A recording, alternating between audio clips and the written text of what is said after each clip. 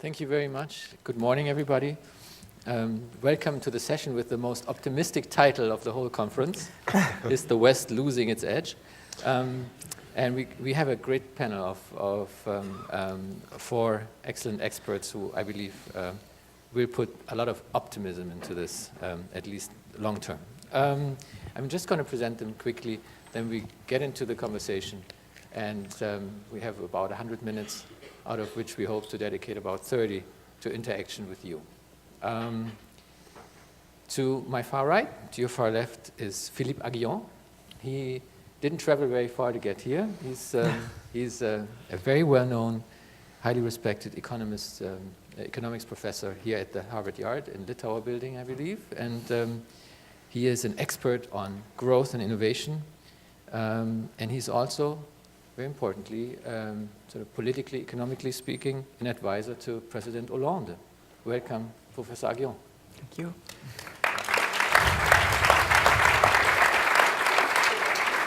Next to him is Martin Walker, whose vita I looked into again yesterday on the internet, and it was as fascinating as it was the first time around. He was educated in Oxford and in Harvard, so everybody here has a Harvard affiliation, it seems. And he was a colleague of mine, so to speak. He was editor-in-chief of UPI for a long time, and he was at The Guardian for a very long time. So I would really die to ask you how The Guardian managed to burn all this cash it had, but I'm not going to do that. And he's a senior fellow now at A.T. Kearney's Global Business Policy Council, but he also writes very successful crime novels about what is it, detective or Bruno. Mm-hmm. And he does that out of the south of France. He has his main residence in the Périgord, which to all of us is known for the home of the truffles. So, and foie gras. Yeah, so if that is not an optimistic life, I don't know what is. Welcome, Mr. Walker.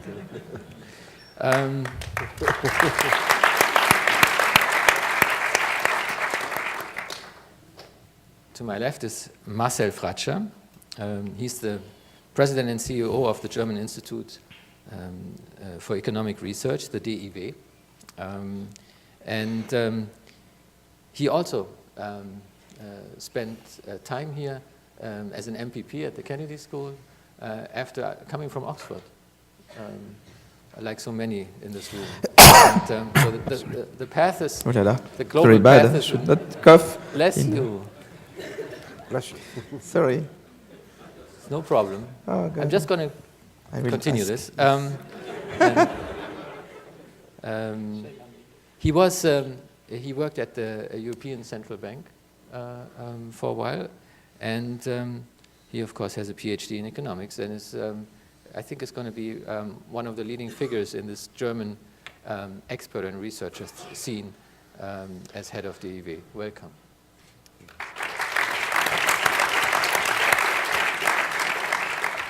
And then we have Henrik Enderlein to the far right, last but not least, and he's currently a visiting professor at the Kennedy School of Government, talking about Harvard affiliation, only slightly farther away than the economics department.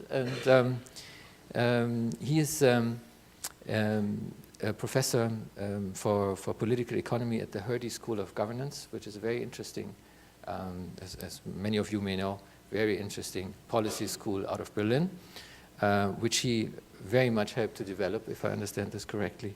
And he also spent some time at the European Central Bank. Welcome to you, Professor Enderlein.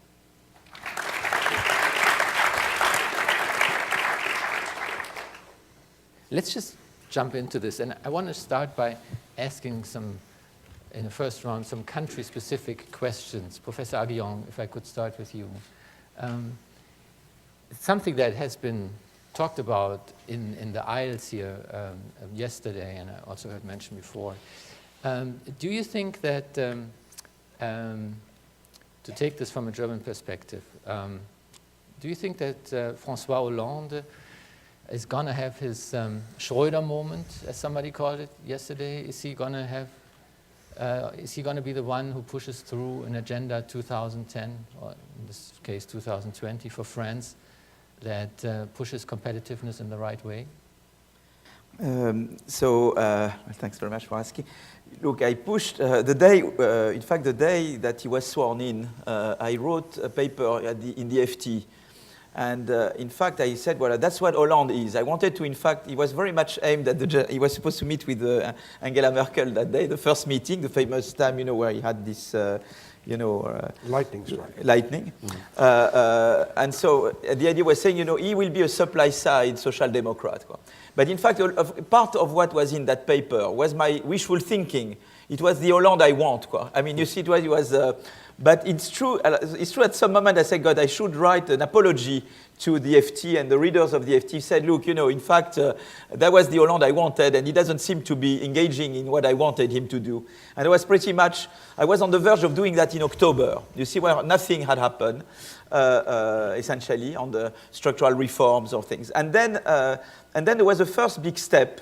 And the first big step was the competitiveness reform. A big problem is that French firms, the labor costs now are comparable to labor costs in Germany, but you produce much higher quality than we do in France. And so there was a need to lower labor costs, and there was various ways, VAT or other ways to do it. And there was a huge debate because a big part of the Socialist Party in France was against this competitiveness, this Gallois report. And I fought very hard, writing in the newspaper. I wrote a paper on fiscal devaluation and pushing the idea that since we can't have a devaluation through currency, the only other way is fiscal devaluation, and that's a Keynesian idea. And that, I think, had helped Gallois and Hollande, and we were in that fight. And that fight we won. So that was the first fight. It was this competitiveness reform at the early November. Then there was a second round, which was the labor market reform. And then in January, there was the first agreement, and now it has to be passed in the parliament, but I'm pretty confident it will, which in fact installs a lot of flexibility within firms, a bit like you have in Germany. But at least it tries to emulate what you do in Germany. So I hope this, for example, you could escape the 35 hours. If employers and employees agree to do that, they can decide to do it. They can decide wage versus employment, like you did in Germany. So the idea was very much to try to emulate Germany so I hope this will go ahead. Now there are the two big things where so the way I operate, by the way, is to write papers in newspapers, articles in newspapers, and to send SMS to Hollande. And I do both together. And the combination works. Only one is not enough. Philip, I need to do both. If you ever want to send a message to Merkel, let me know. Yeah, exactly. So I will do. So now my current message is to say you have to undertake the reform of the state, so to commit to reduction in public spending. So, for example, we had a lot of what we call the millefeuille administratif. We have a lot of administrative layers and duplication. There is enormous scope for saving money there. There is the reform of the health insurance system, which is a big deal, and the retirement system. And I think, and the idea is to say commit to that now and commit to a tax system which is compatible with what is done elsewhere in Europe. And that's my main worry for the moment. I think the reform of the state he will do. But there is a kind of ideological barrier on the fiscal thing. He was ill-advised by some people, I don't want to name people, but colleagues of mine, economists, who had a totally wrong view of what has to be done on the fiscal side, I think. They reason in a world which is closed economy with exogenous growth, and they just had no view, instead of saying what works elsewhere. So I try to, the way I push it is say try to emulate Sweden. They say Germany, maybe too, but Sweden is something you can't say, in terms of Gini coefficient, Sweden, I think, ranks second to Denmark. So, you are not, I'm not right-wing saying that, Sweden is a very fair country, and try to have a tax system which looks like tax system you have elsewhere, you see what I mean? And that is the harder battle now. But I try, I harass him, I write in newspaper all the time on the need to commit now to a normal fiscal system within 2 years. I understand that now there is an emergency. He had to reduce deficits. The fiscal channel was the most urgent, but he has to commit to reduction in public spending so that it's credible that he will lower the tax burden and replace part of what is done by the tax now by the public spending. But that battle is a harder one, and I hope. So I can't tell you yet that he will do it. I hope he will, so that I vindicate my Financial Times paper. But we are not yet there. Voilà, that's. By the way, here in the United States, Sweden is now used as by the far right as an argument against Obama, right? They always say he wants to turn this country into another Sweden, and it sounds like a big criticism. Mr. Walker, although you live in France these days, let me ask you a question about Britain. There was quite a gamble that Cameron did a couple of weeks ago with announcing that he would, if he has another term, have a public vote on the EU membership, and combining this with reforms in the EU until then. It seems, though, that the gamble might work in some regard. If you look at the recent budget for the EU, which at this stage at least looks like it's going to be reduced a little, and also if you look at the reactions, for example, out of Berlin, which are not as unfavorable as some might have liked it to be. Yes, I'd agree with that. I think I think one of the difficulties that that Hollande is going to have is that it's clear that the traditional Franco-German axis, which has been the main locomotive for Europe, is under considerable strain at the moment. And I think that might be some kind of opportunity, not simply for Cameron, but for several of the European countries who do want to push towards various kinds of reform within the European system. I think that the main motive for Cameron to announce the referendum was about the internal politics of the Conservative Party, which is a private grief. You don't want to get into this, but basically it's the fact that they neglected to drive a stake into her heart when Margaret Thatcher left Downing Street. And as a result, her grisly ghost keeps clambering out into the Conservative Party and trailing its ghostly 1940-era fingers over British policy. My guess is that Cameron is going to do what Harold Wilson did in the 1970s, which is to get out of a domestic political problem by claiming that he has got a renegotiation, he's got a number of crucial concessions from the Europeans, and then the entire British establishment, the leaders of the Liberals, the Conservatives, the Labour Party will all campaign to stay within the European Union, as will the bulk of the economic establishment, and we will grumpily vote to say yes, and we will carry on being part of a European Union, however, still dragging our heels upon movements towards European federalism. I'm pretty sure that's what's going to happen. But it's going to depend upon Cameron being able to get something.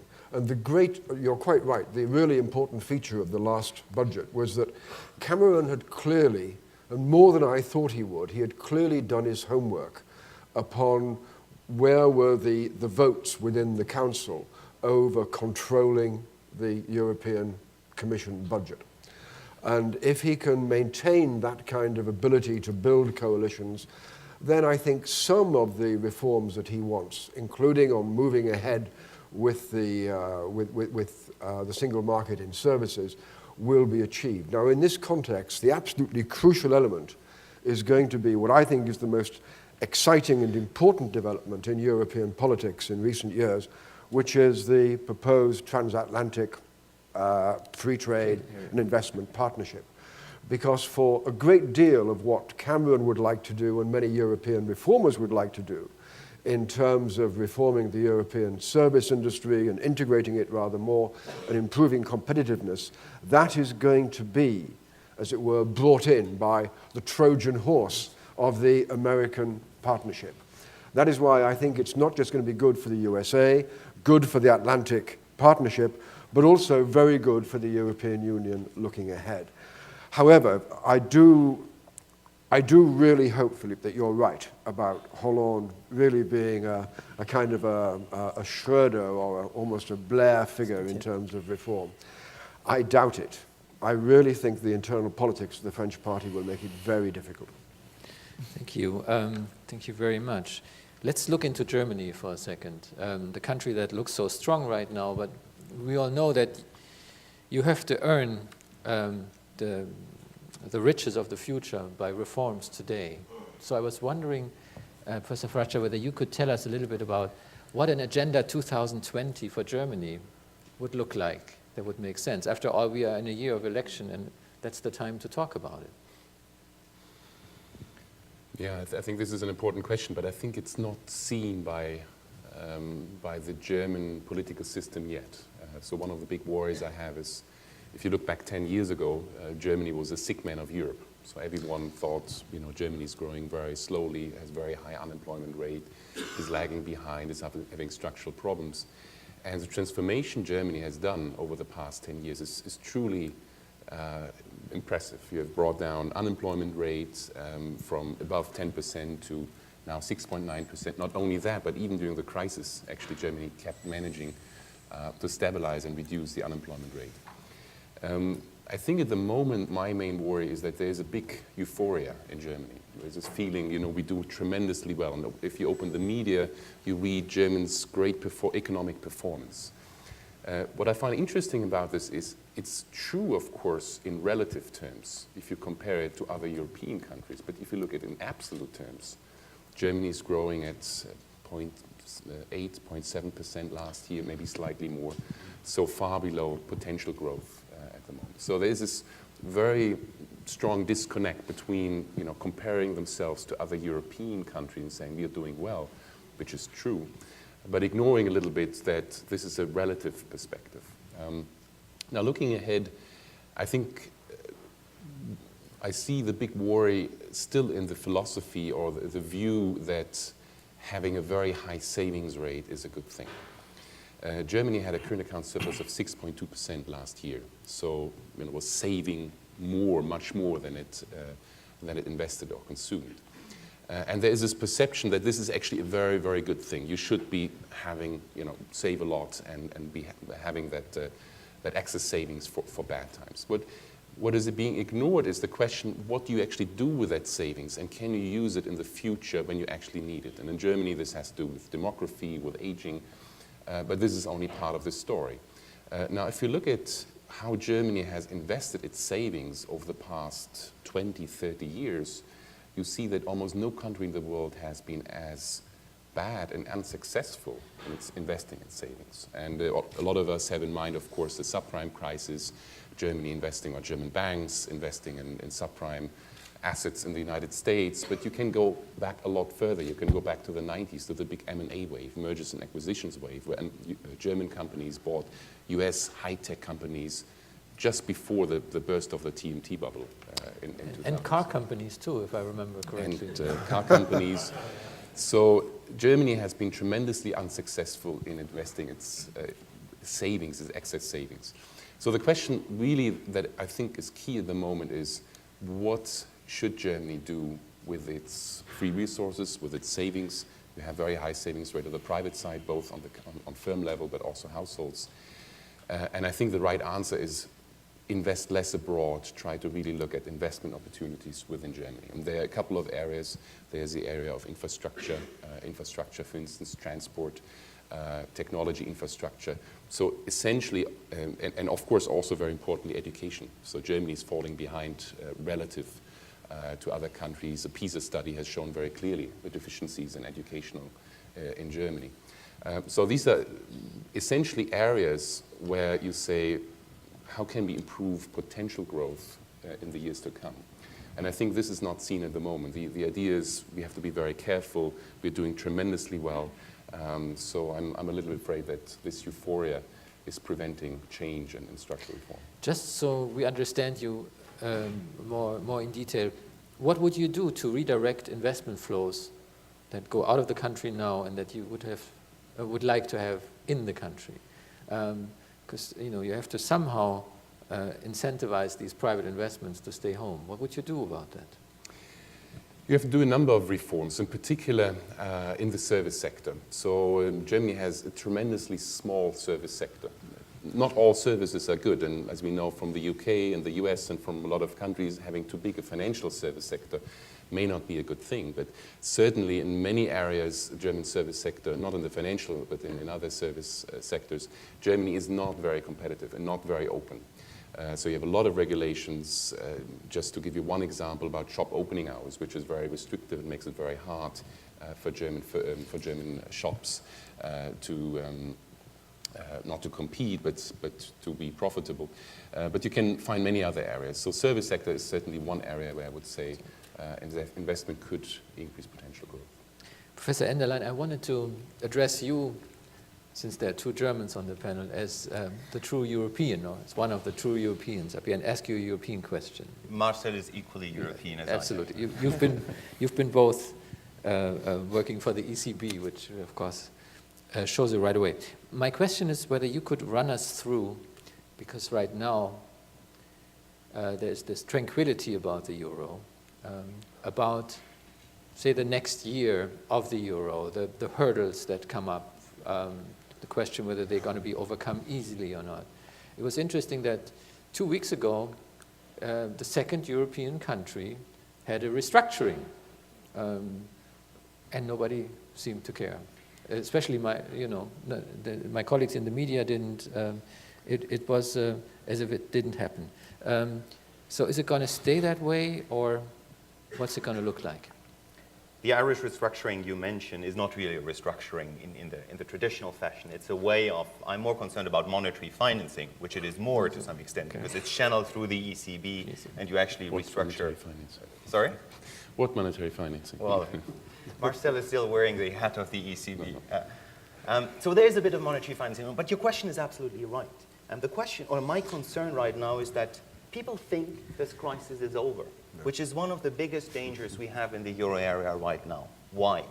Well, because we haven't fixed the problems. What we've done is actually take some medication, probably antibiotics, that kill some of the pain and some of the superficial issues, but that do not address the structural problems in the euro area. And let me be quite clear why I think that. The problem in the euro area, which we've seen in the past 15 years, right from the emergence, is that the single currency with the separate set of fiscal policy cannot work. Oh, now that is now recognized as a truism, but why can't it work? It can't work because the ECB sets a single interest rate, which is not the right for anyone. The ECB runs the right monetary policy for a country that does not exist. One size fits none. The ECB's interest rate was too low for Ireland. The ECB's interest rate when Germany was struggling was too high for Germany. So there was this disequilibrium. And what happened, as you rightly say? German investors put their money into those areas of the euro area where there was growth, to Ireland, to Spain, to Portugal. Ireland and Spain never violated the Stability and Growth Pact. They had surpluses. The fiscal policies were doing well. So that was not the problem. The problem was really that we had one money that was channeling through the real interest rate effect, as economists call it, and creating not enough stability. You can counter this in various fashions. I co-authored a report which was commissioned by Jacques Delors and Helmut Schmidt on completing the euro, where we tried to make that exercise to find out what do we need. I think what we need is three things. Number one, we need to complete the single market, which might sound very boring, but it is crucial. Because to counter this real interest rate effect, you need to have real exchange rate adjustment across the regions. If Greeks' wages rise by 40 percentage points more than Germany, then you should have an immediate adjustment, but this adjustment in the euro area takes 10 years, which is far too long. So we need to have more exchanges in the euro area, but politicians are hesitant. We know that. Services. The famous service directive never made it really to the very end. Second, we need some kind of cyclical adjustment mechanism in the euro area. The Germans hate that because it sounds like Länderfinanzausgleich, it sounds like transfer union, you name it, people really dislike it. But we need to have buffers. In the US, this is how it works. If Michigan doesn't grow, taxes grows, what happens? Through a joint budget, through Medicaid, through the unemployment scheme, you have some kind of redistribution from the fast-growing areas to the slower-growing areas. We don't have that in Europe. And if we don't have that, the discrepancies will continue to arise. The third point we need is we need some kind of resolution mechanism for crisis. We have actually built a system which was dysfunctional and until today with the ESM still is dysfunctional. I think it is dysfunctional because there is no real institutional embeddedness behind. Who controls the ESM? It's an executive body, so there is no legitimacy. And finally, banking union.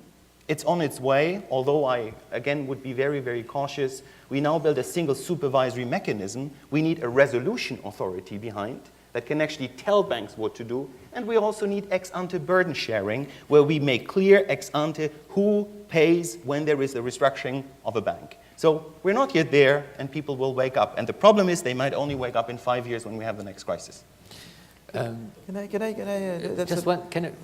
We're going to get into this right away, and I was going to call on you. I just wanted to know, are we going to see anxiousness, fright, and all this excitement we had during the last 4 years come back this year? No, definitely not. Okay. I think first there's crisis fatigue in markets. If you talk to financial market participants, they're now all in Tokyo. They look at Asia, they look at the undervaluation of the yen. They're forgetting Europe. Things look settled. But the problem is that problems might come back. I mean, Germany is an interesting case in point. Germany was on the difficult side of EMU. It's now moving to the sunny side of EMU. It's not only the Agenda 2010 reforms, which we all, I think, welcomed. This was only one element. The second element is Germany is now having higher inflation rates, lower real interest rates for the state of its economy. Real estate prices, asset prices go up like crazy, although they had stayed flat. And so Germany will benefit. And that's then creating another bubble in the other direction. And the third point, by the way, we have to talk about demography in Germany. But that means that Cyprus, the elections in Italy, all this is not really going to affect us this year. Okay. I think Merkel will not want to have a vote on Cyprus before the elections. She will do everything to delay that. We will find some kind of strange solution via the ECB, perhaps with Russian money, to fix it until 22nd of September, and then Cyprus will get its package. That's not the deal. And I'm relatively confident on Italy. I think Bersani and Monti can actually work quite well together. Yeah. Philippe Aguillon. I just wanted to add something. I know well Hans Werner Sinn. You know Hans Werner, of course, everybody knows. Who's that? Hans Werner Sinn. Oh. Yes, right. Hans Werner is kind of Eurosceptic. That was not very nice. Yeah. So I know Hans Werner for I've been his colleague, and I went to I'm going to Munich for Munich lectures. So I met him at a conference. It was in Sweden, actually, in September on climate, because he also worked on climate, Hans Werner. And so, I talked to Hans Werner. Hans Werner, I understand, you are against, mutualization of debt. And I also talked to Hollande in May, and I said, give it up on Eurobonds. I mean, because Merkel doesn't want it, push on other things. So, okay, I understand everything. But at the end of the day, why are we doing all this? Why did we do Europe? Let's go back. Why did we want this? We did that because in your country and in France and in other, we had fascist regimes. And we had war. And we wanted to get out of war and fascism. And now the danger is that if you look at the GDP of Spain, Italy, and of course Greece, let's alone Greece, let's even talk about Greece. But Spain and Italy, it's less than their GDP in 2009, which was the lowest level in the crisis. So there is clear dangers there. You have the populism in Italy. Berlusconi, is coming with populist things. In Greece, you have a fascist movement raising. You see, I mean, let's go back. Why did we do this? Why did we do Europe? And let's go. And it's amazing because when I talk to him that way, there I felt I had something. J'ai touché une corde sensible, as we say in French. You see what I mean? He said, you're absolutely right. I should write. So people believe I'm a Eurosceptic. He asked me. So I said, yes, I think they do. But you see what I mean? I think we have to get back to why are we doing all this? Why do we want? And then it comes all. Why do we want a European project? What the European project should be? How can we excite people about the idea of Europe? And I think that's what we are losing. The economists have a responsibility partly because we get too much right away into the economics of it, and we forget why do we do all this. And it's amazing with that way of discussing with Hans Werner, for example, is much more efficient than if I try to convince him about on purely economic terms about why you should mutualize debts. And I'd say that because you have this huge problem now that, you have the southern countries that are very much moving apart from the northern. How can we provide breathing space to them? And how can we provide a project that reconciles the need to restore budget balance in those countries with growth prospects and hope for those countries and for Europe as a whole? And I think that's the kind of big challenge. I just wanted to... Absolutely, and that leads us to my next question to you, actually, which is, not only do North and South drift apart right now in economic terms.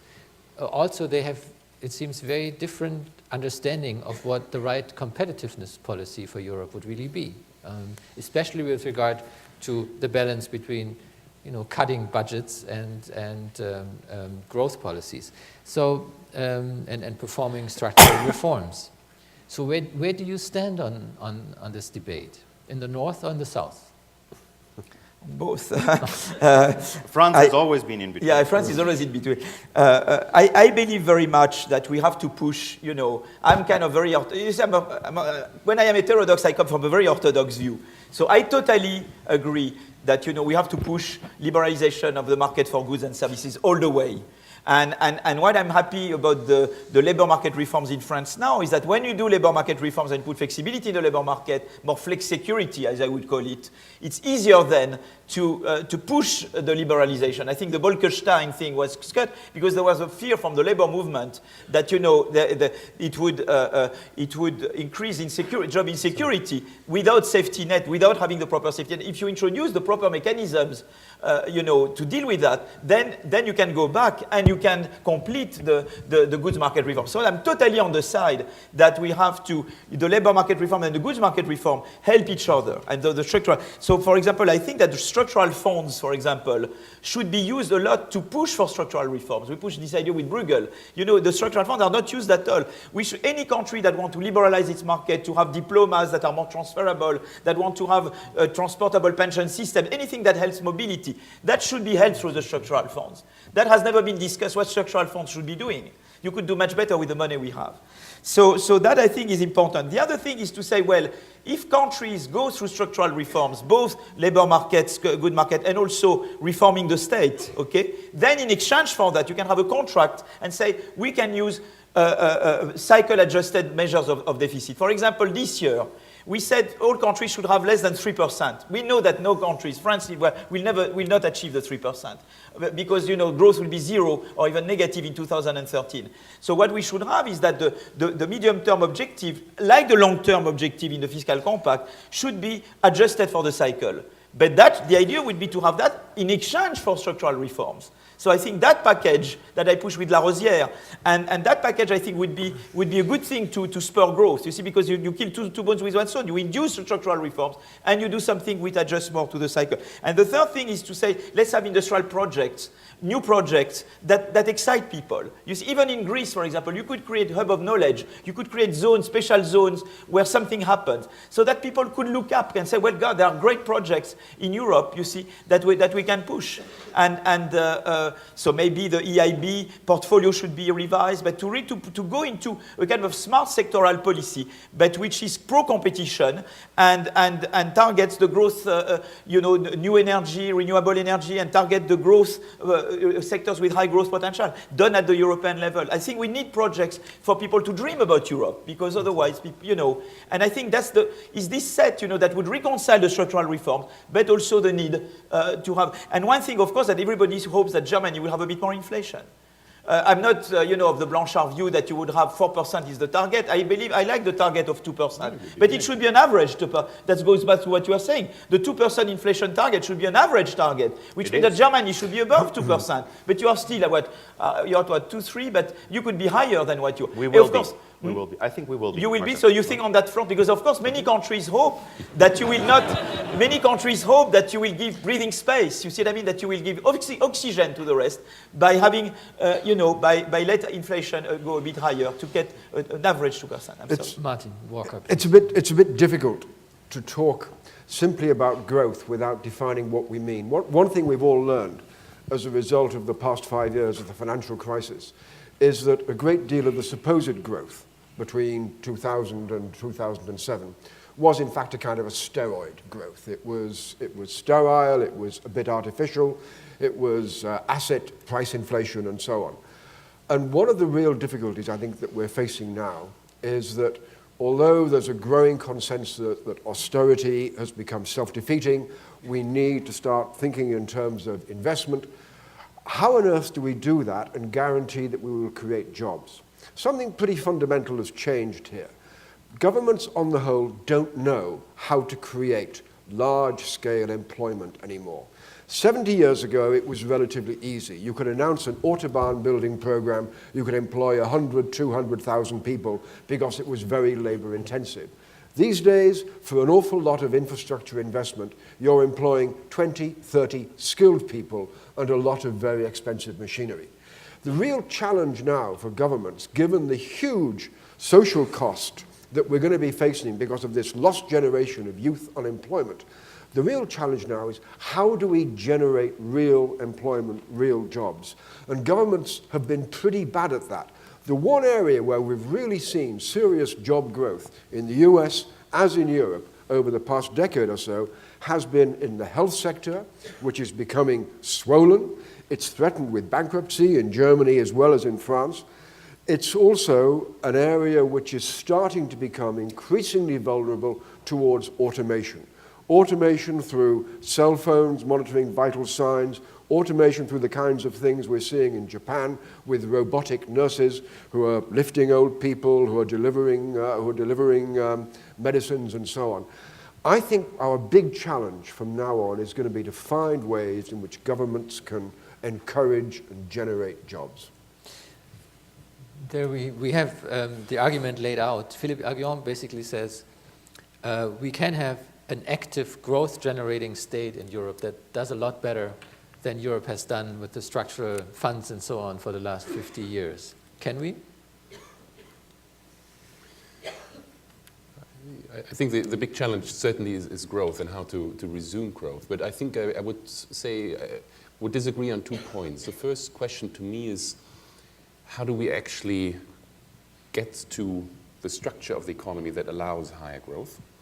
And so far we have the strategy in Europe to try to do this process very gradual. You mentioned GDP, so production in southern countries being as low or even lower now than in 2009. Now, if you go back to almost any country that had a serious financial crisis, take 97, 98, take Asia. Indonesia lost about 20% of its GDP between end 98 and end 99. Many other countries in similar magnitude. So if you look at the whole crisis, Asian countries lost 20, 30, 35% and had a dramatic change in terms of their structure of the economy and very quickly regained growth. You can look at Estonia, you can look at Latvia, that actually had also a very severe financial crisis a couple of years ago, and they had a similar experience. So they restructured, they cut wages in the public sector and the private sector, they did very painful labor market reforms in a very short period of time. So I think one of the big issues we have at the moment in the euro area is the speed of reform. Do we want to drag it out? Do we want to take a lot of time? From a social perspective, that's desirable, right? Because having a huge GDP contraction is hugely costly, particularly for the vulnerable people. But the question is, how do we, what are the advantages of doing it more quickly, doing it more sharply to get that restructuring going? But let me say one more point to the issue of how we regain competitiveness. And I think this issue of inflation, I think is misguided. I think the main problem we have in terms of competitiveness has nothing to do with price competitiveness in Europe. It's really about the non-price competitiveness side, in particular including France, including the crisis countries in the south. It's not that French products or Spanish products or Portuguese products are too expensive. The economies are simply producing the wrong goods, the wrong products. Look at France. Look at the size of the industrial sector in France, which has been shrinking at an incredibly fast pace. Look at Greece or look at Portugal.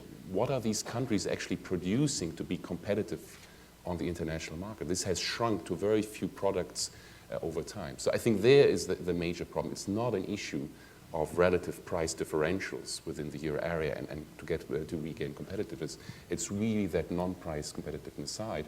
And for that, we need these very painful, admittedly, structural reforms. But I think we have to really see how we can get that done. And in my view, we should think of trying to accelerate that pace to get out of that crisis more quickly.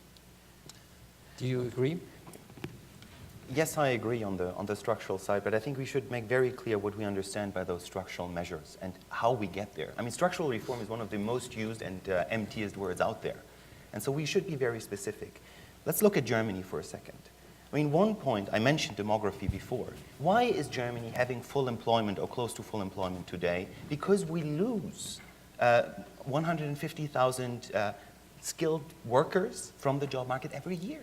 And so that actually increases the employment rate. Now, this gets us to the growth model of Germany. If you do a back-of-the-envelope calculation and you simply look at how many workers do we have in the next 30, 40 years in Germany, a very simple production model, and you apply the productivity rates of the past, which used to be very high, what is the aggregate growth rate for Germany?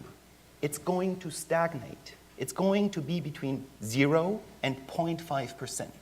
And that is the potential growth rate we should live with, unless we find other measures to enhance growth in Germany, introducing women in the labor market, immigration, high-skilled immigration. Those are, to me, the most important structural reforms in Germany right now. And finally, education. Because if we want to keep those high growth rates in Germany per worker, then we need to have the most skilled workers in the world. But Marcel mentioned very rightly that we have a problem there. Now, we cannot say this in this country because Barack Obama in the State of the Union address applauded the German education system.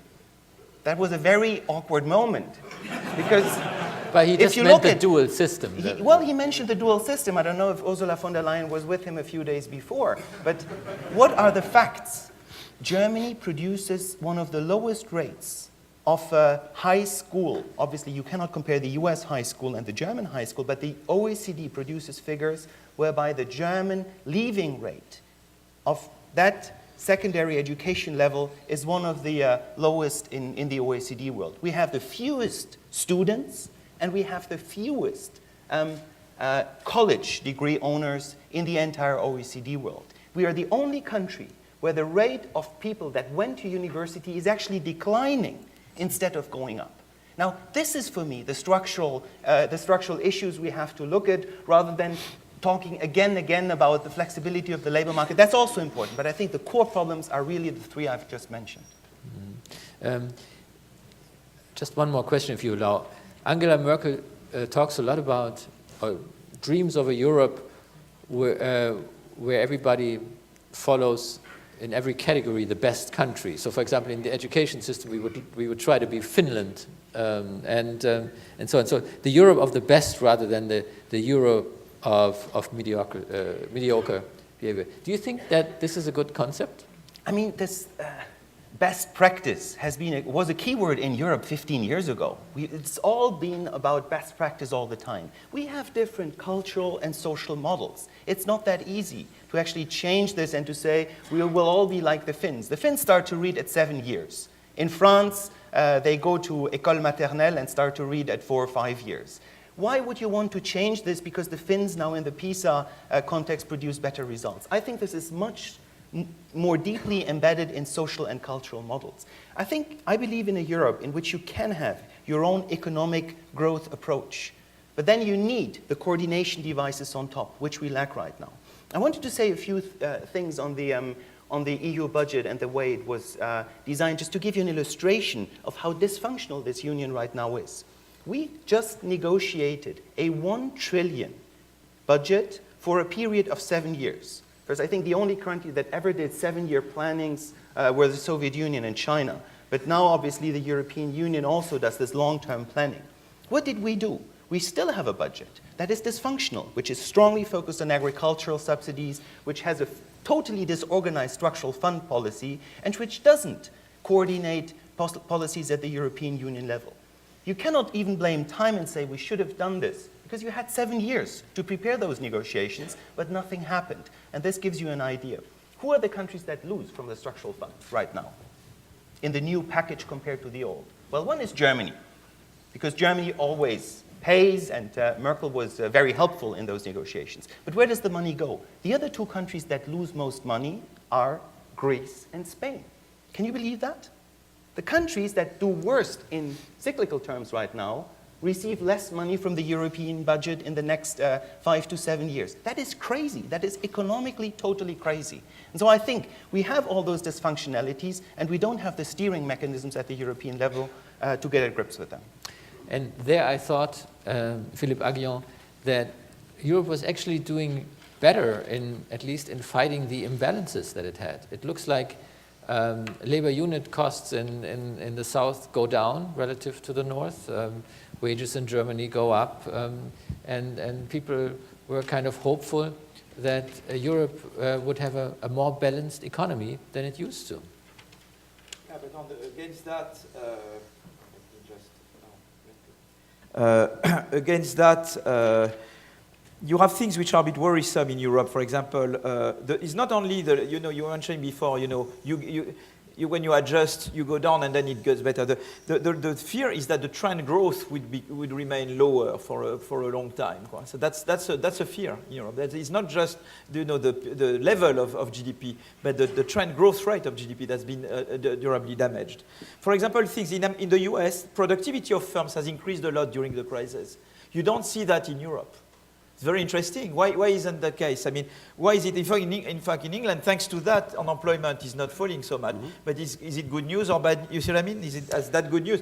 But you see, that's a very different. So is it because investment fails to recover quickly? Is it because we have the bank system? Here they did bank reform pretty quickly, and therefore banks could lend to firms again. Well, is it a problem of investment of firms in Europe versus US that explains why we are so slow in Europe to recover? Is it the fact because in US they solve problem quickly, now they can concentrate to have a Fed who targets unemployment rates? We don't have that in Europe. You see what I mean? In Europe, we are still in budgetary adjustment and we don't target unemployment as much.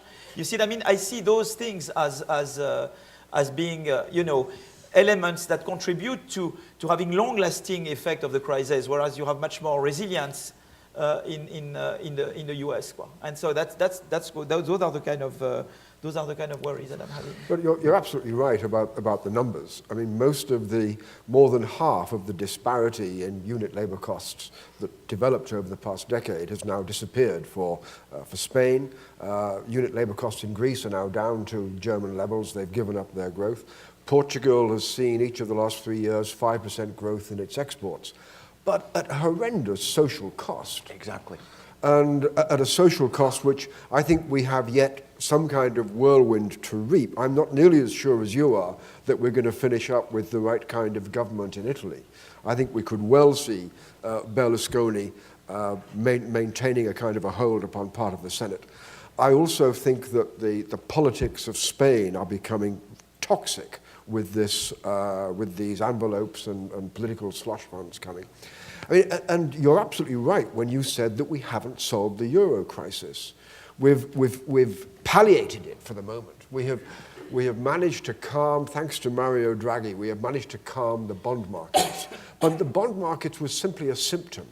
And the fundamental problems that Europe is facing, I think, are very different, which is why I hope that at some point we get to this point about the West as a whole, because one of the big problems we're going to see to make this European-American, this transatlantic partnership into a reality is that I think the US is poised for a very robust recovery based partly upon energy self-sufficiency, whereas Europe, I think, is in for some years of stagnation.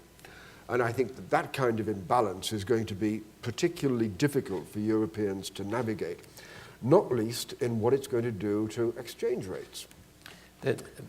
Just what I wanted to do, great. Sort of take a broader picture right now and look beyond Europe, look at the imbalances sort of in the world economy, within the West and in the world economy. And maybe I can start with you asking, which of these imbalances worries you the most right now? Because there, if you start looking, of course, there are many. There seems to be an overflow of capital into emerging markets, for example.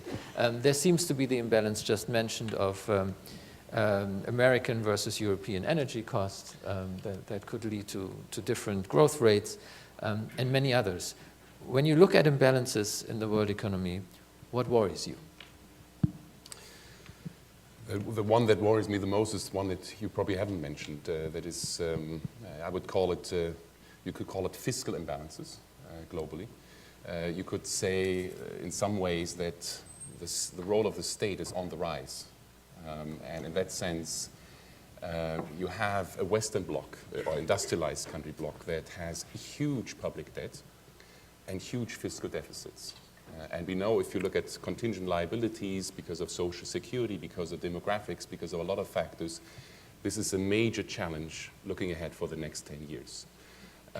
So you have this block of industrialized countries almost without exception, even if you take Germany, so 80% debt to GDP ratio is not small. And on the other hand, you have the emerging market world where the state is also playing an incredibly important part, but on the other side, as a creditor, as an institution that builds up huge savings. If you look at emerging markets and what they have accumulated in terms of reserves, foreign exchange reserves, they stand currently at close to 8 trillion US dollars. Sovereign wealth funds that hold gigantic amount of capital. So these are all state-owned funds of the Middle East because of oil revenues, in Asia because of current account and trade surpluses, that are then invested again in Europe. So this fiscal imbalance and investment by emerging market in the industrialized world creates huge distortions. So this is, I think, to me at least, the biggest imbalance. If you look at trade and capital flows, I think capital flows are going in the right direction. They should be going to emerging markets, and they're going to emerging markets on the private side, partly because they reflect the flow of capital from the official side, from governments in the other direction. I think on the trade side, what we have seen, this narrowing of global current account imbalances is mostly a temporary phenomenon. So it's not really a structural adjustment. It's mostly, or a very big part, a cyclical adjustment because of lower growth in the industrialized countries. So this will come back. But to me, the biggest challenge really is the question, what role do we want the state to play in the industrialized countries and in emerging markets, in global trade, in global financial markets, and I think that's the biggest challenge. If I just may react, you ask, which role should the state play? I think, which role should politics play? Because that's not the same thing. What we've seen in the past 20 years probably leading to this crisis was a depoliticization, sorry for the word, of international economic relations. There was a belief in the West that by letting markets do their work, in particular the exchange rates, well, things would work fine. What happened? We saw the rise of China by manipulating its currency and not playing the same ball game. China intervened in the years before the crisis with a rate of stunning, I think, $30,000 per second in foreign exchange markets purchasing US debt. So if you have a country that simply doesn't play by the same rules, but actually gets into manipulating that, and that's not only China, that's also other parts of East Asia and to some extent even the BRICS, then you are entering into a different game. And this game is now being fought through. Yesterday we spoke a lot about security policy. And I think the time between World War II and this crisis was focused on security. Wes Clark told us those great stories about the emergence of NATO and how security was the key issue. Our own Karl Kaiser wrote in 1971 a famous piece in International Organization on the difficulty to bring together democracy and transnational security relations. I think today we have exactly the same problem in international economic relations. We don't know how to link the preferences of societies to this international cooperation level. And that's what we see in China, where there is no direct expression. This is what we see in the US, where you could now say, well, we just have a higher inflation rate, that's okay. We just target unemployment, we thereby bring down the real value of debt, that's okay. And we look at the Europeans, in particular the mandate of the ECB, the preference of the Germans, which is entirely different. And now we have to aggregate that at the global level. If you look at the G20 communique this morning, what they say is, oh, you know, we basically continue the way we did before. And that's fine, which it is not. Well, they couldn't really agree on anything, but they have to write something in the communique. So that was Philippe Aguillon, I wanted to just react on the state. I mean, I think there was a view. There is the old welfare state, okay, and we know it was maybe adapted to the need of catching up economies, and we had the kind of old way of doing the welfare state. Then it's true we get into globalization, economics of innovation, and we know the state has to change. The old welfare state is no longer adapted. Then the response is, what should we do? The neoliberals, with no offense, would say minimal state, reduce the size of the state. I thought And- the neoliberals are dead. Are there still some around? So they recognize themselves. I don't. But so the idea is just that minimize the state. Why? Because you minimize tax and minimize spending because you reduce interest rate, and therefore firms face the best environment, and therefore they create jobs, and there is wealth, and there is trickle down. Okay, that's the view. So it's not entirely wrong. I mean, that's their view. An alternative view is to say no. It's neither the old welfare state, the old Keynesian state, top down, whatever, nor is it the minimal state. We need the smart state. And what is the smart state? The smart state is a state that recognizes that we are in a globalized world. It's a state that says, well, we recognize that the state, we have to reduce spending on a number of things. So we have to, reduce, the administrative costs thanks to progress in ICT. There are a number of administrative costs we can reduce. We can make things operate much better, like what Sweden did in the 90s. The health system now works much more efficiently. They reduce spending and they make much more cost effective. But this has to be used to invest in other things. So we have to be selective. We cannot invest in everything. We have to target education because education is key. So although no country is a model, you can learn from the experience of other countries. And higher education, universities, having good universities, well-governed and well-funded, it's key. It's very important. That's the key. We need to invest in smart sectoral policy and spur innovation in firms and do things. So we need strategic areas where the state invests. And so you substitute to the old Keynesian where you say you finance everywhere, you spend everywhere, and you say no, now you select your spending and you use a smart tax system which is effective and incentive compatible, so you also need to tax, but to tax smartly in a way that does not discourage innovation.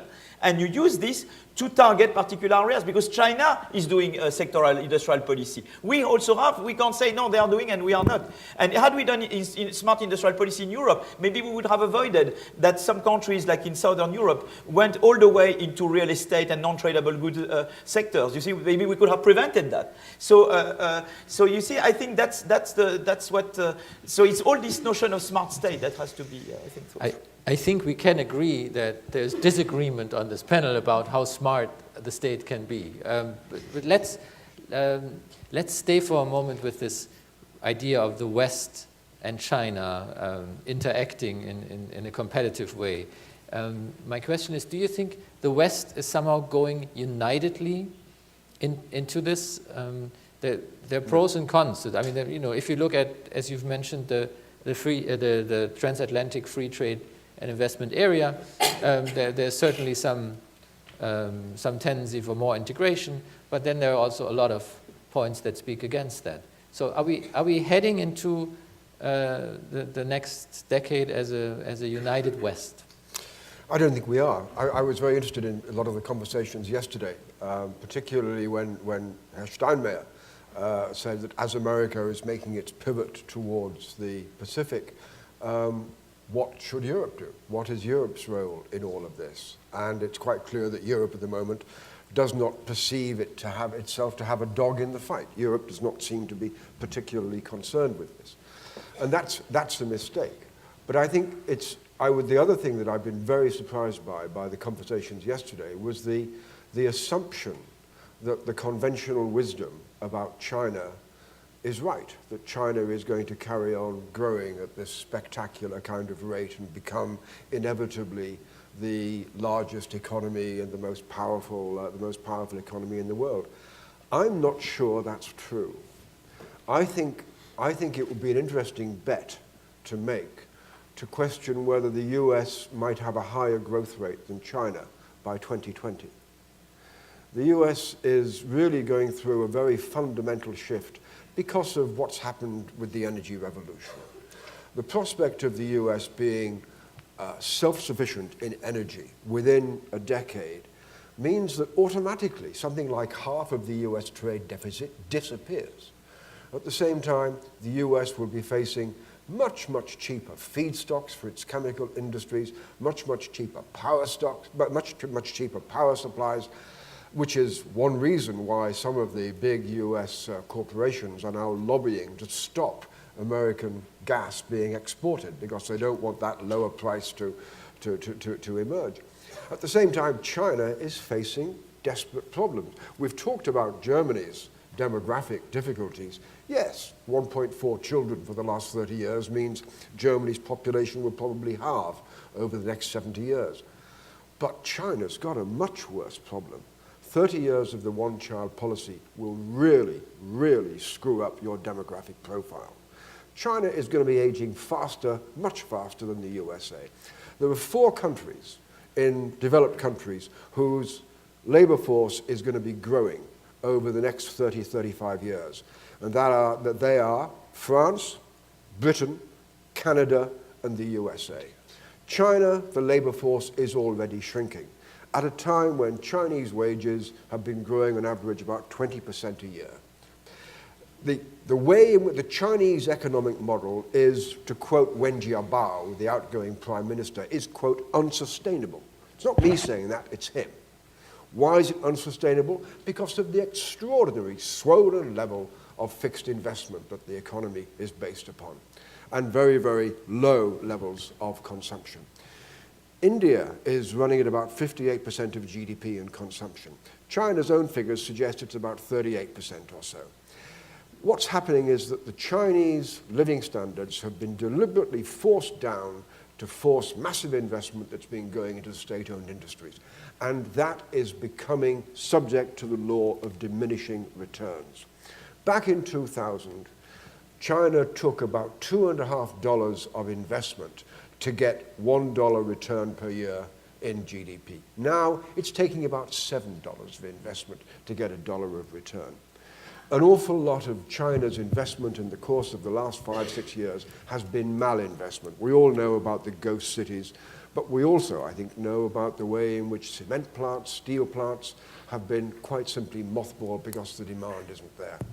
China is heading for some very severe challenges, not simply in these macroeconomic terms, but also in terms of social and political appetites among the Chinese public for something of a greater say, not least because of the desperate pollution and environmental concerns that China's breakneck pace of growth has generated.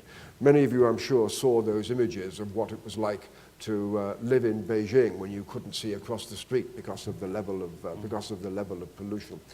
China is really facing a 5, 6, 7-year period of extraordinarily challenging readjustment. So I think that what's going to be interesting is we're going to be waking up in 2020 in a world in which China is going through this massive readjustment with a much lowered growth rate.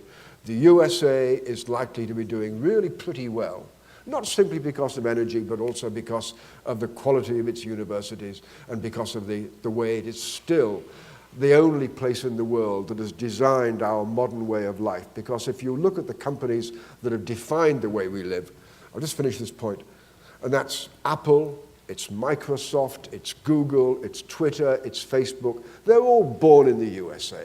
This is still the innovation factory. The USA will be fine. What worries me is that Europe will still be flat at that point. And that's going to be a very, very distorted looking world. See, you asked for optimism. And there you have it. First on the state question, and now on the question about the United States, at least. It's, I think, fair to say that everybody has problems right now. I mean, the Chinese are running into problems that the Japanese already have in huge proportions, plus the deficits. Europe has definitely a growth problem, and the United States has a couple of problems of its own that at least going to play a role for some time. Under these circumstances, is there going to be a lot of conflict? Is the current hype, the talk about currency wars, maybe really going to be a true prediction? Is it going to happen? How do we have to see the interaction in the next decade? My short answer is yes. I think I see one of the biggest risks to the global economy over the next decade being, you may call it protectionism.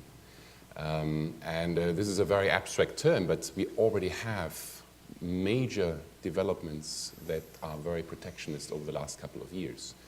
If you look at emerging markets, we have talked about currency interventions at an unprecedented level. We have talked about currency war, countries artificially trying to devalue their currencies. We've seen a massive increase in capital controls in emerging markets, trying to prevent capital from getting in and having negative effects on their economies. Emerging markets are now accusing the US and Europe of protectionism because of monetary policy, because of creating lots of global liquidity.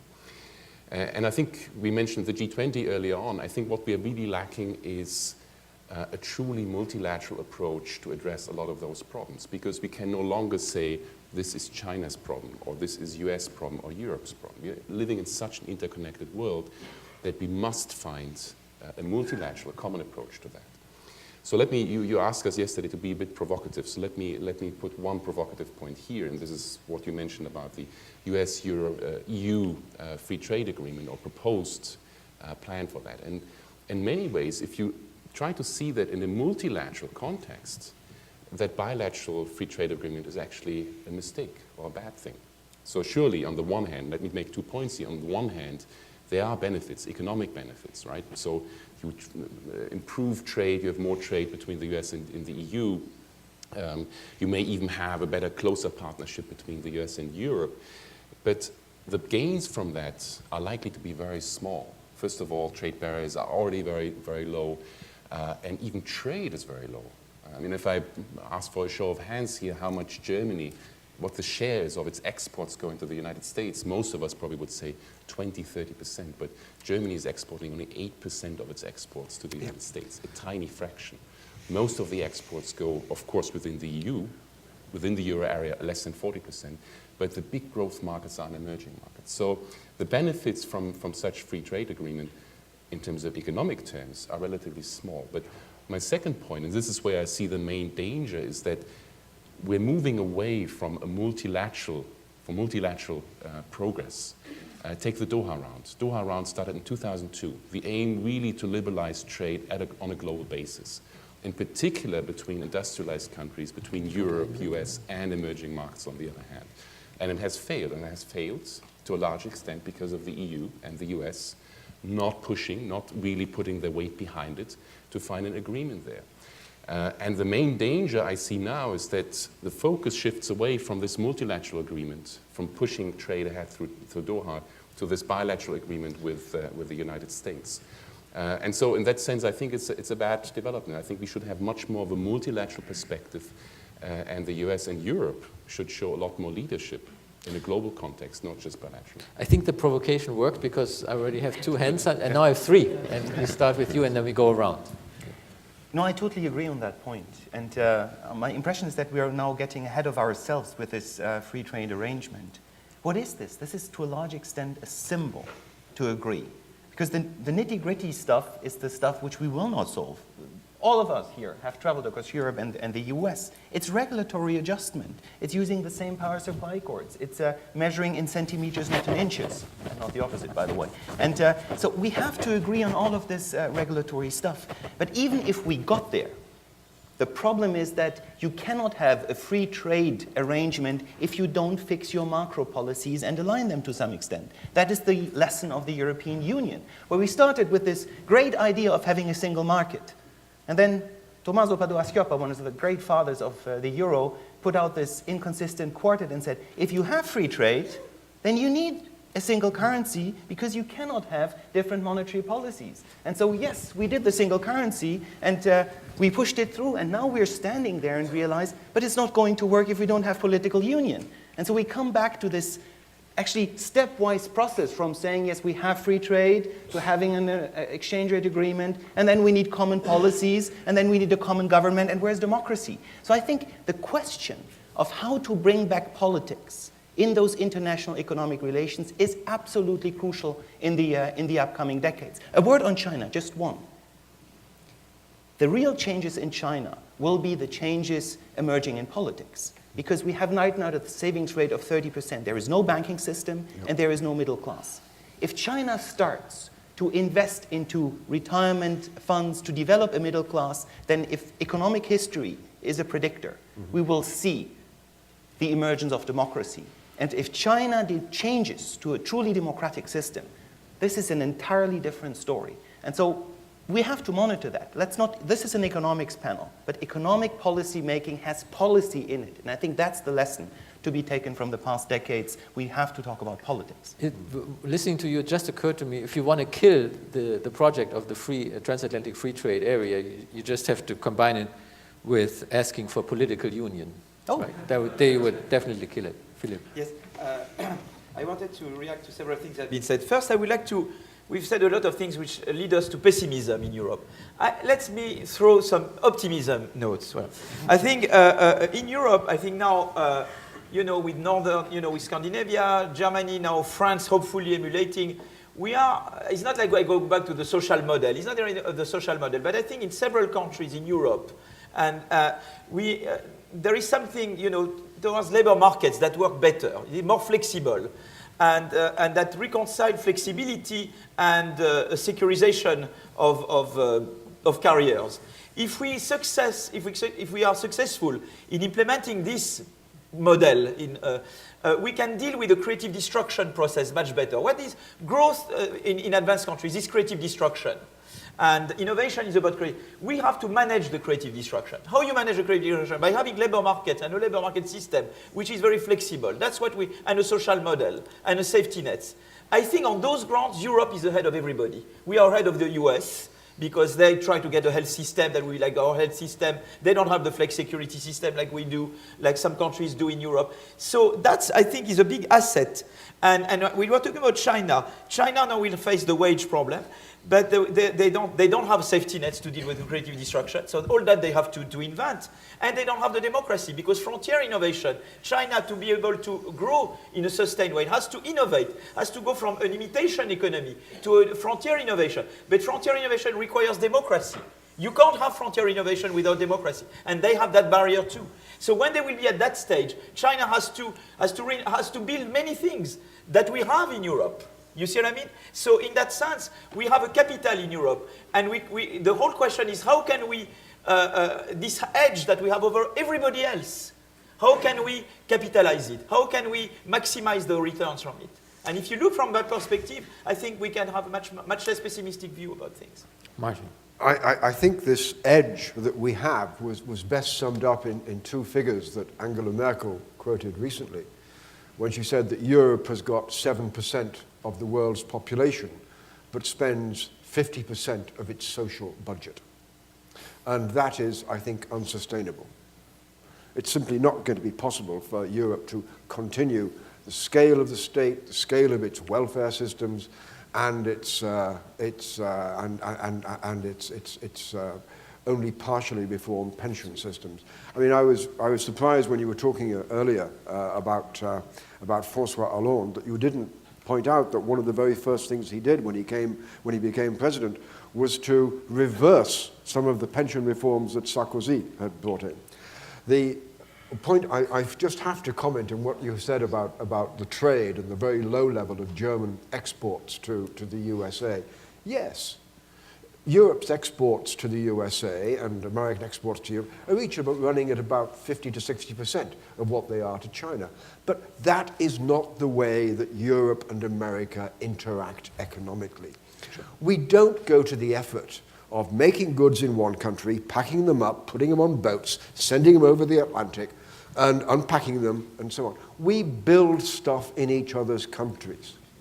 The real economic integration between Europe and the USA is we've got about 8 million people, Europeans and Americans, who are working for companies owned by, for companies that are either American and operating in Europe or European and operating in America. Why is it that there is no longer any American complaint about protectionism against BMWs and Mercedes and Jaguars? Because they're being built here in the USA. Why is it that we in Europe don't complain in the way that the French did with Le Défi Américain by Jean-Jacques Servan-Schreiber about the role of American capital in Europe? Because they're employing Europeans. We are, in effect, as two economies, we're married. We are so integrated. And that the real economic interaction between Europe and the USA is running at about $4 trillion a year. which is hugely greater than all of the American interaction with Asia. Now, there are things that we can do, I think, that will be really important in this trade partnership, but that is something that I think is probably for another discussion. I don't think it's going to be about reducing tariffs. They're already low. It really is going to be about common standards. One crucial area it's going to be about is pharmacy. Because if we can get one common standard between Europeans and Americans to say, if it passes the US test, if it passes the European test, that's fine, the drug can be sold in both particular markets. If we can get over particular issues on food and so on GMOs and upon chlorine, use of chlorine in food preparation, we have a potential for, I think, something much bigger than what you might think is simply about the trade figures. The final point, I think we've all agreed upon something, which is that you can't talk about economics anymore without talking about the politics. I mean, if there's one thing we've seen in the USA, the really dysfunctional part of America is the US Congress and the Washington system of decision-making. The real challenge that we're facing in Europe is getting the right kind of politics, not just to be able to deal with the euro crisis, to deal with the relations with the non-euro countries like the UK, but also, is Europe going to be able to mobilize the political consensus and the political will to reform ourselves and to grow up in our relationship with the USA? Because the prize for that is really important. It's really about whether the West does continue. And that's about politics. Thank you. May I just jump? One Well, point. it has to be a very quick one. Yeah, it's a very quick one. The way you described the transatlantic possibility for the internal cooperation is exactly the same stuff we heard about the European internal market 15 years ago, and we didn't manage to a large extent. So instead of now saying, let's do this big transatlantic thing, let's first start and try to fix this in Europe. Heads of state spent nights to define chocolate because there was no agreement, because some countries call chocolate something which doesn't contain any cocoa. Well, and so this type of discussion is the stuff we will not manage in the transatlantic relation. And as long, I mean, I welcome that you say we won't talk about Europe, which is fabulous. But as long as in the European Union, in particular in the financial sector, we do not manage to agree on common standards on banking union and this kind of issue, I think we should not move forward and try to settle everything with the Americans now. Let's do our homework first and then move outside our home. Remember the advice of Eisenhower, who once said, if a problem seems insoluble, enlarge it. If we find it difficult in Europe to do this thing, enlarge the damn problem. And I agree with you, we couldn't agree on chocolate because too few Brits were prepared to admit that what we call chocolate in Britain is really sweet brown sludge. I'm very happy that you're able to admit to that. That makes it. I don't want to stereotype, but we had somewhat of a stereotypical French-British discussion a moment ago, and I want to add a typically German neurotic question, and I want just a very quick answer because then I want to go to the questions. And the neurotic answer question, of course, relates to inflation, which we haven't talked about at all. Everybody's printing money. Probably Japan is printing the most. The US is printing a lot of money.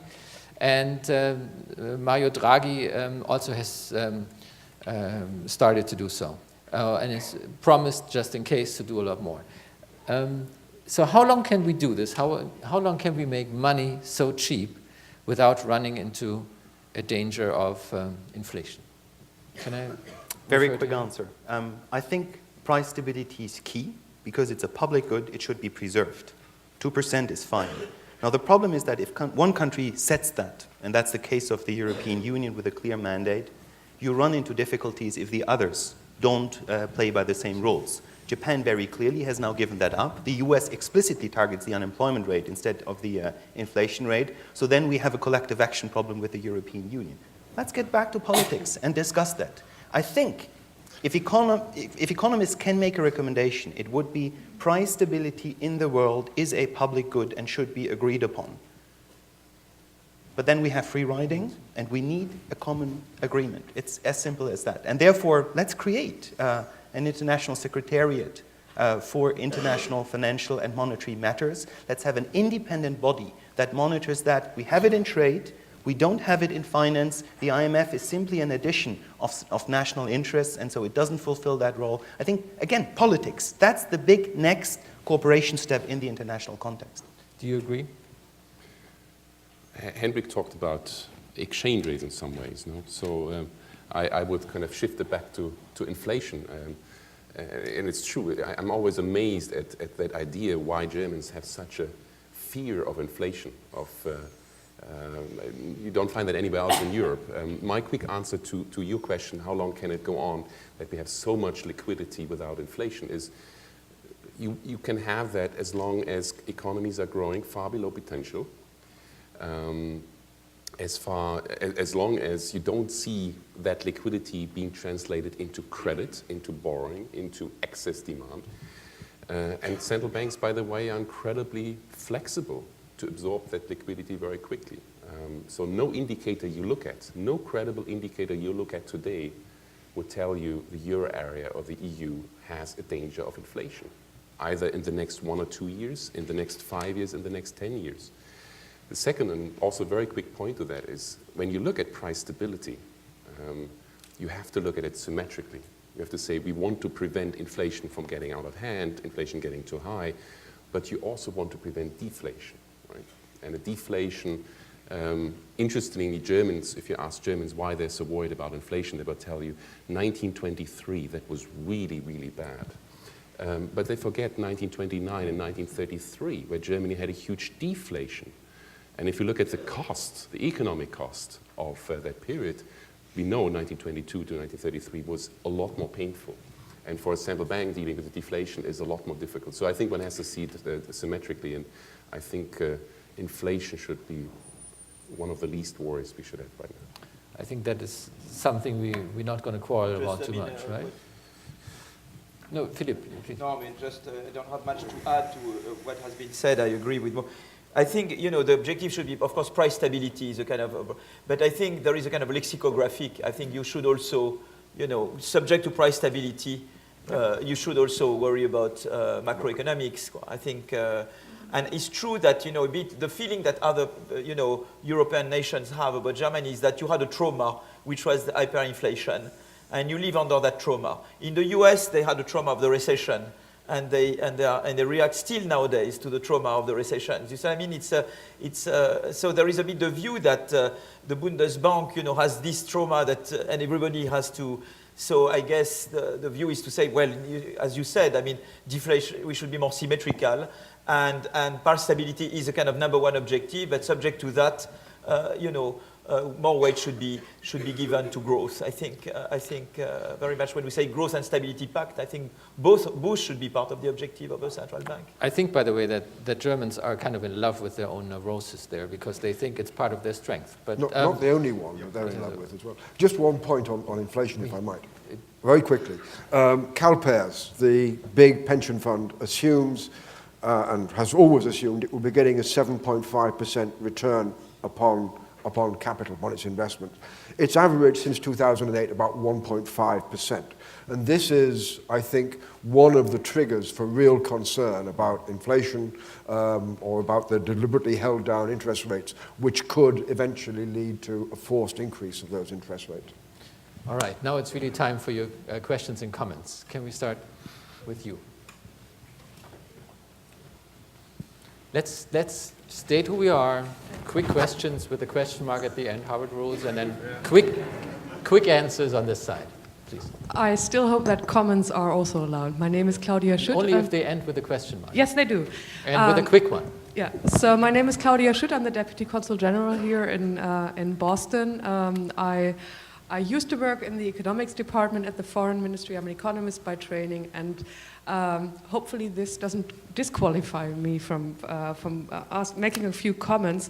On the structural funds, investing them in more mobility, frankly, that gives me a frisson because I know how structural funds normally are spent, how little efficiency there is, how much goes into overhead.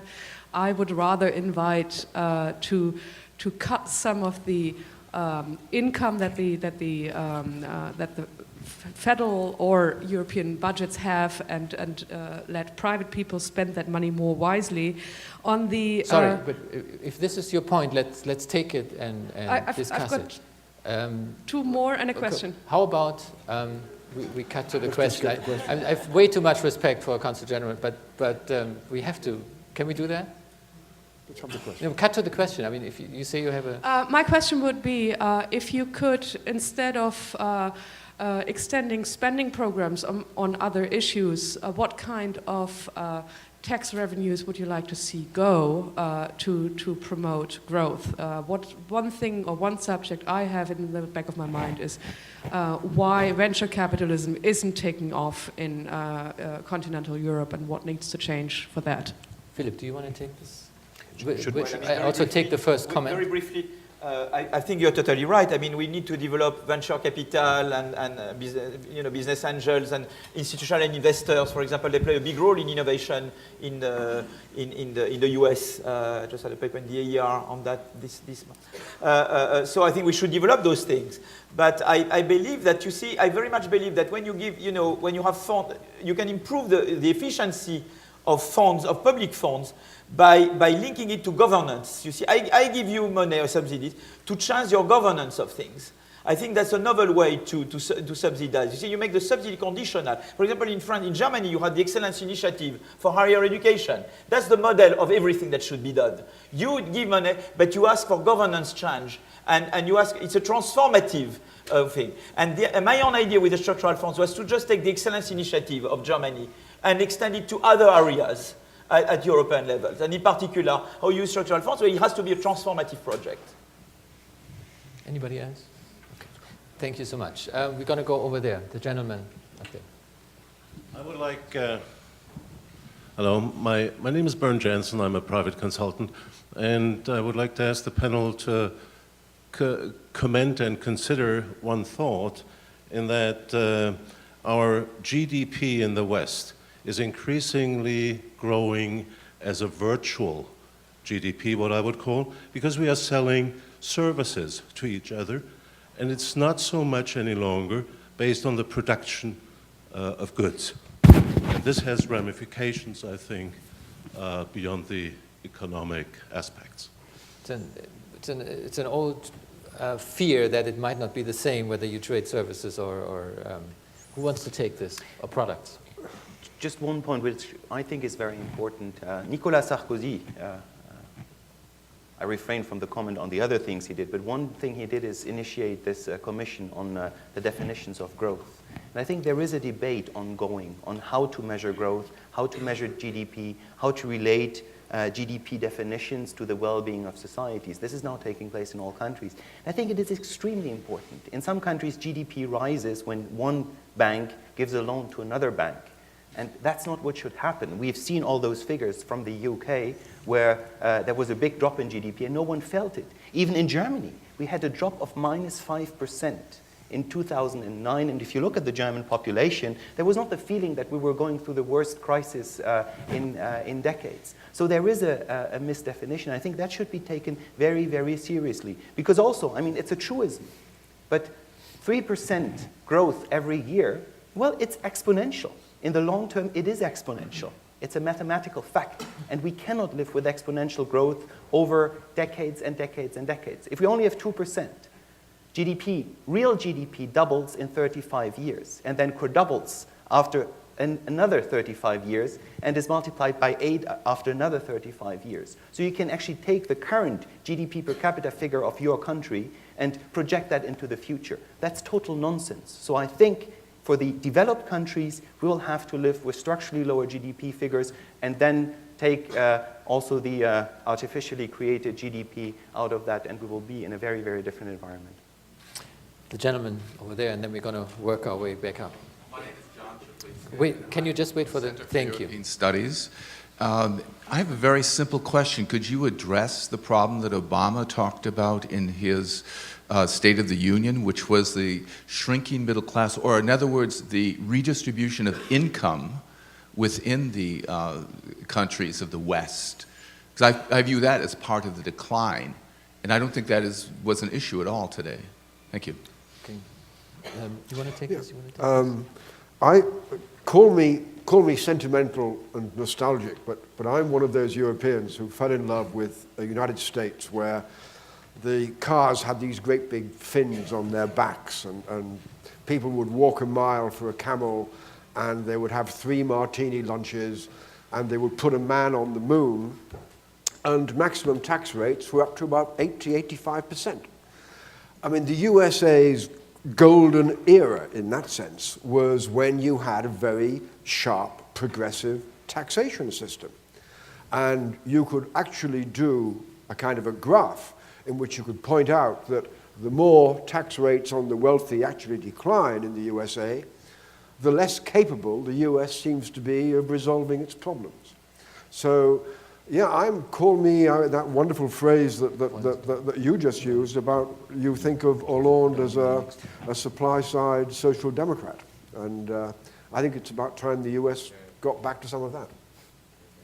I don't think there's much disagreement on this. Just add one small, very fast. I think Sweden, had a tax system that was, very high marginal tax rates. And in the 1990, they rehold their tax system. But they maintain a tax system which is pretty fair, but much more. The tax system, what do you expect from it? 3 things, very briefly. You want it to be redistributive. You want it to be efficient. You want it to give you a higher tax revenue. And you want it to not discourage innovation and entrepreneurship. And I think they succeed. They lowered the tax. I mean, the weight of the tax was lowered in Sweden, but because the growth was spurred and innovation was spurred, they have much more tax revenues than they used to have. But of course, they didn't go too far. So you can have a tax system which is which has those 3 functions: redistributive, efficient, and that does not discourage innovation. And I think the Scandinavian very much shows the way to do that.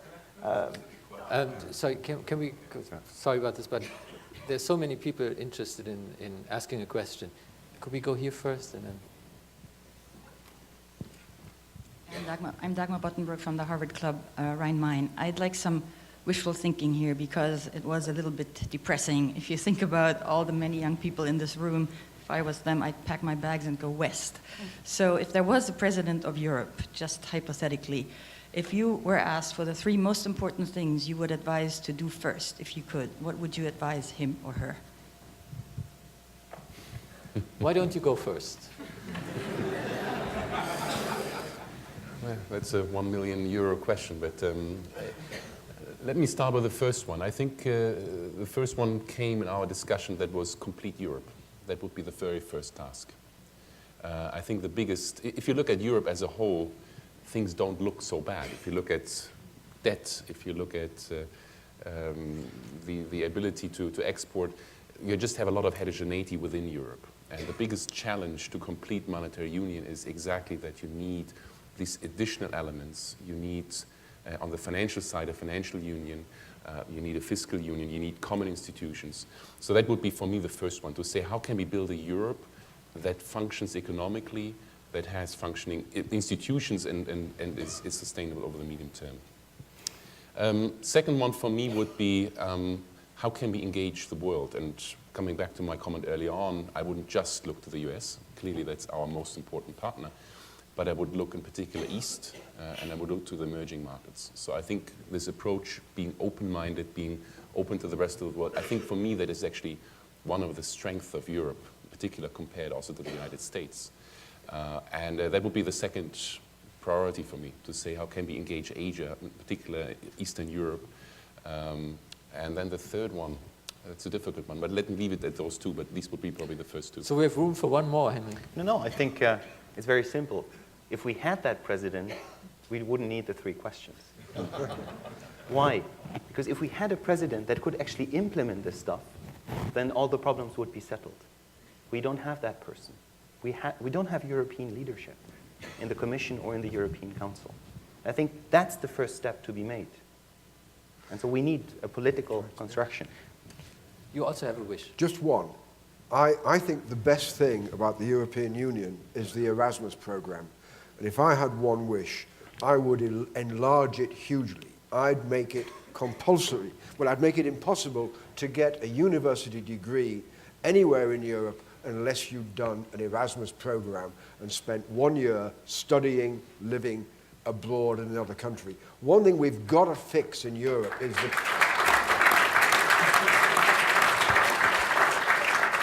we've got to fix the Tower of Babel. We've got to learn to speak each other's languages, fall in love with one another, create European families.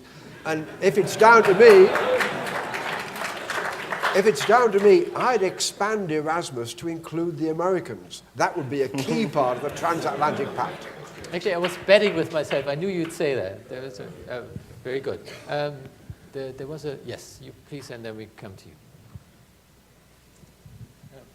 Hello, I'm Jakob from Germany, an economics student. I wonder, do you see a way of getting the price and wage adjustments that we need, or if we need it in Southern Europe, inside the Eurozone, without depressing the economies of the southern countries for many years and without high unemployment? And if there's no way of having that without that, is it really the better and cheaper way to do that inside the Eurozone, or would it be cheaper to have it quicker by some countries leaving the Eurozone? I think the most optimistic answer we're likely to get from Philip. I think the cost of leaving the Eurozone would be very high, I mean, for these countries. You know, we got all the debate, should Greece be out, should Greece be in, and I think now I'm happy that this debate is behind, thanks to Draghi. And I think you can, it's true that, you know, I go back to the point that was made about price versus non-price competitiveness. I believe that eventually, it's non-price aspects that determine. It's your ability to innovate, your ability to find better products. So that hence the importance of education, of investing in innovativeness. That's what ultimately determines your ability to create employments and to survive and to be competitive. But it's true that in the short run, some countries have a problem of price competitiveness. And so if we don't have the monetary instrument, you can do what we call fiscal devaluation. You can use instruments. For example, you can say, I reduce payroll tax of firms, and I put some on VAT, for example. That's what we call a fiscal devaluation. So you can use, that's when, in fact, what Keynes invented in 1931, you know, the British pound was wedded to the gold standard, and the only way was to use a fiscal devaluation. So there are instruments that allow you to do the equivalent of a devaluation without having to do a true devaluation. But it has to go along, it has to be breathing space to invest. And the idea is to always to use anything you do, any reform you do, as breathing space to invest in innovation, in education, in the growth economy, in the knowledge economy. I think that's the key to all what you'll be doing. That's. And I knew it was going to be optimistic. Sir, please. My name is Fred Hansen. My name is Fred Hansen. I'm the CEO of TLT Associates, and I live in Beverly Farms, Massachusetts. I wanted to touch on 2 points. First of all, innovation brings a lot of technological unemployment just among the most talented people. A typical example is also that a lot of our innovative technology goes to Southeast Asia and to China. And a lot of engineers here are now without work. That is one point. The other point that I wanted to bring out is that we did not discuss sufficiently that we have to expect the unexpected. Investment schedules are nice, but if we have any kind of political blow-up or anything like that, 100 years ago, nobody in the world wanted any war. Okay, 100 years ago in 1913. Look what happened afterwards. And what happened to the economies and all that. This is a point I'm trying to make. Expect the unexpected. And when you think of investment schedules and when the anemic growth of Europe right now, peace markets are always shrinking. Because during peacetime, once people get used to the products they have, they try to save them as long as they can. Markets are shrinking during peacetime. Okay. And we have this since 2008. That already was an unexpected situation. That's all I try to say. Thank you. Thank you very much. We just put a question mark in our minds behind it. And you wanted to take the first one. Yeah, a quick reply to the first one. You mentioned the issue of engineers being unemployed. And I mean, you can look at it not just regionally within the US, but in Europe, this is a big issue, right? You have a huge, you have a huge number of unemployed people in Spain, youth unemployment, people with a good university education. Now, I think we live in a world where factors of production are incredibly mobile. So both in terms of the capital flows that you see goods flowing very freely. And that also means that you need to have a very flexible labor market, not only within countries, but within regions and across regions. And we see that now in Europe. You see very skilled people, mostly moving across borders. So overall, I'm less worried about the skilled workers. I think we talked about inequality earlier on. I think it's usually the skilled workers that are much better able to protect themselves against those uncertainties. What I'm worried about is those with less skills, who are less mobile, and facing those problems. And I think this explains a big chunk of the increasing inequality we see, not just in the West, by the way, but also in emerging markets. And the other question was basically, how do we get out of the peacetime trap of people just defending what they have instead of trying to acquire new things? If anybody has a one-sentence answer, we'd be ready to take it. Otherwise, over there we have the next question. And then we finally go to the left side of the parliament. I'm sorry. No, actually, sorry, the lady back there. Thank you. My name is Melanie Schweiger. I study Chinese business in Munich. So I have a question for the Chinese topic. You were mentioning that the US and Canada and France and the UK is going to grow, but China is not going to grow because of obvious reasons you pointed out. But you didn't mention what exactly is China's role going to be. Sorry, what exactly China's? What exactly China's role is going to be towards the European countries or even the US? I wanted to know about that.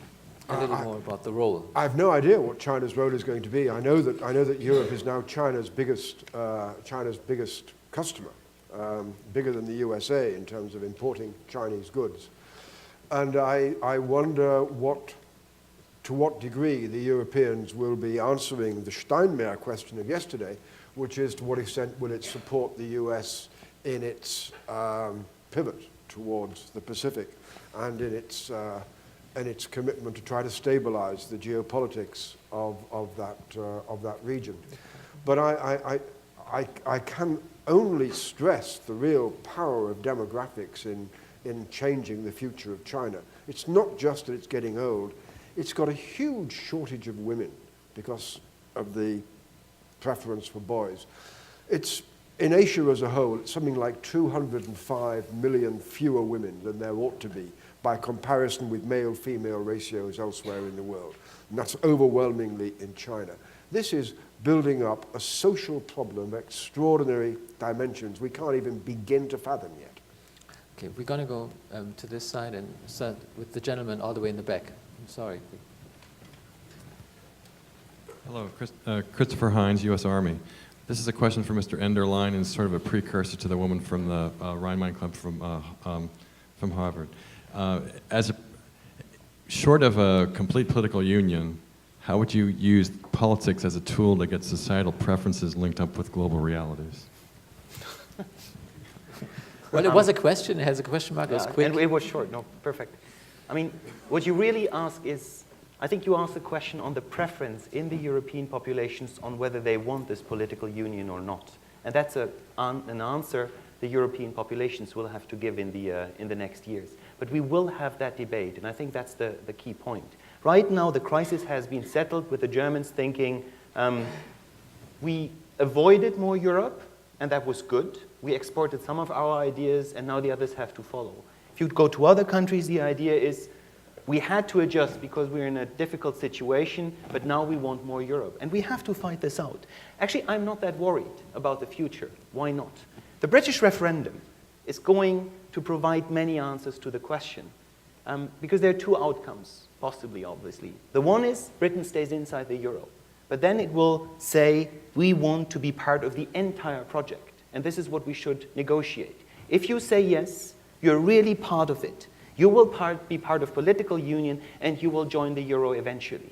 I would not be happy with an intermediate solution just prolonging the status quo. The other possibility is Britain says yes, says no. And I actually think this is something we should price in, we should accept. That would be okay.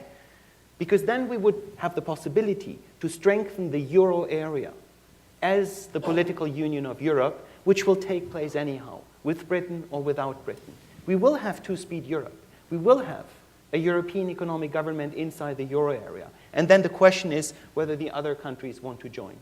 May I throw in my favorite anecdote? I know it takes 2 minutes, but it's great. You will love it. Wait, he's going to cut into your lunchtime. If that's okay with you, let's listen to it, right? You will enjoy that. Because I was, for the ECB, the representative in the Convention on the Future of Europe, which tried to build that political union. And they wrote a draft treaty establishing a constitution for Europe. And the last day, they were all celebrating with champagne, with the European anthem.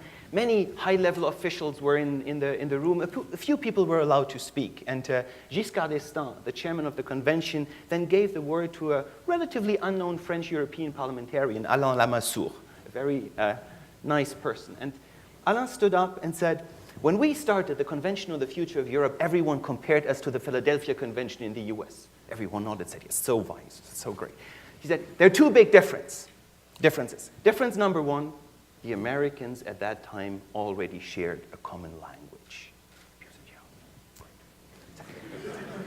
And the second difference is that the Americans at that time had already solved the British problem.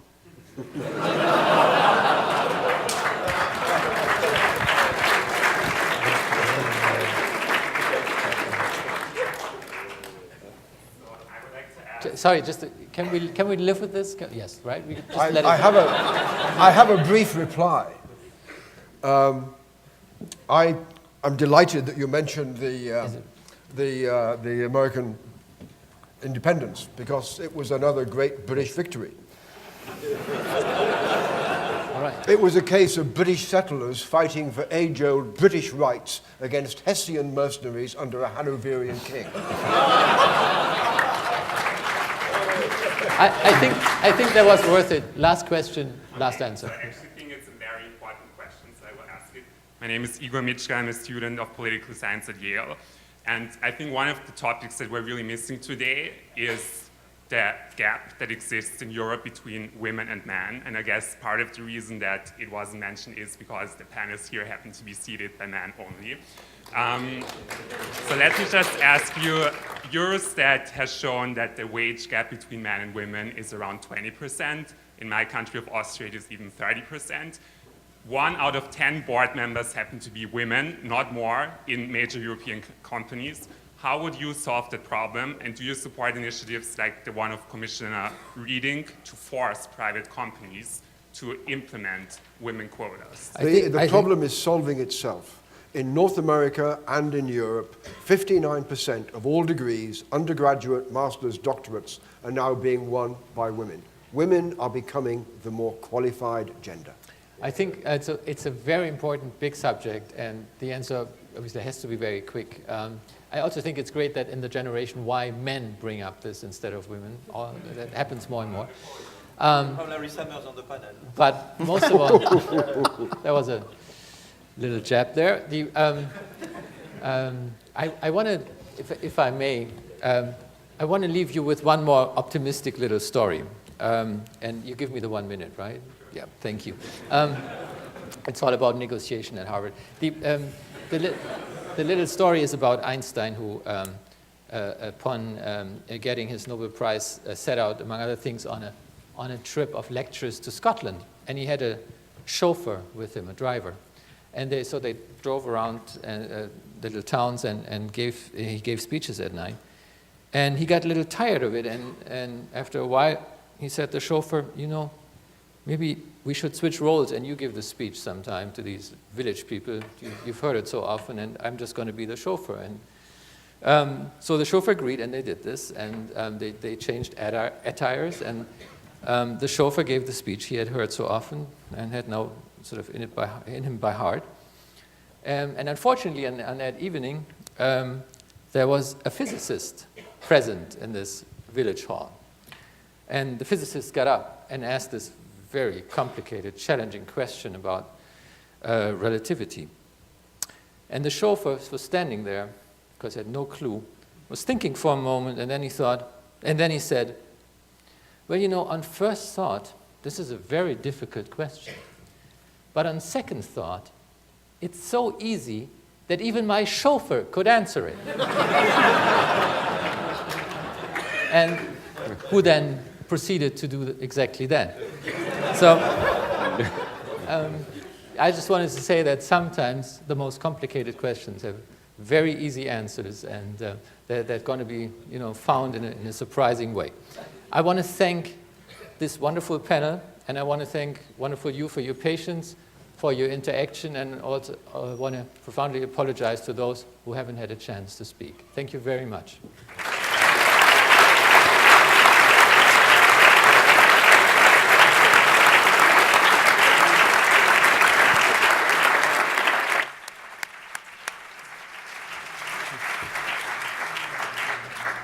Before we move on, I'd like to emphasize that we tried extremely hard to get more female participants for the conference, and we actually had a female participant, but she had to cancel in January.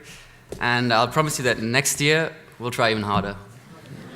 So, again, please join me in thanking our participants and for sharing all that insight and these experiences. It was a great panel.